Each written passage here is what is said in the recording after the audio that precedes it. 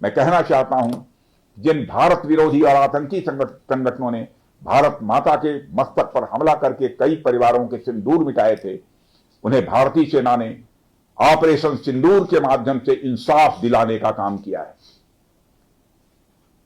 और इसके लिए आज सारा देश भारतीय सेनाओं का अभिनंदन कर रहा है।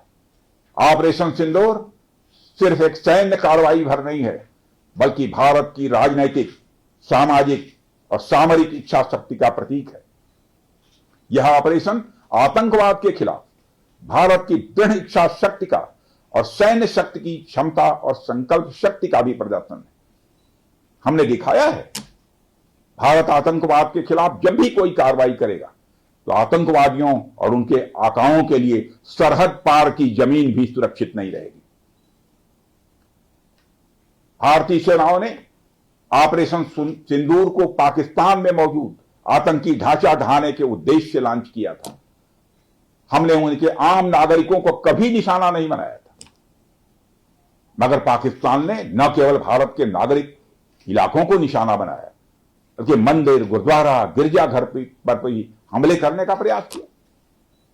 भारतीय सेना ने शौर्य और पराक्रम के साथ साथ संयम का भी परिचय देते हुए पाकिस्तान के अन्य ठिकानों पर भी प्रहार करके करारा जवाब दिया है।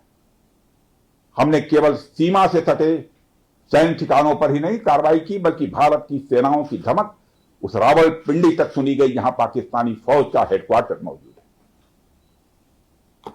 मित्रों, भारत में आतंकवादी घटनाएं करने और कराने का क्या अंजाम होता है, यह पूरे विश्व ने उरी की घटना के बाद देखा, जब हमारी सेना ने पाकिस्तान में घुसकर सर्जिकल स्ट्राइक की।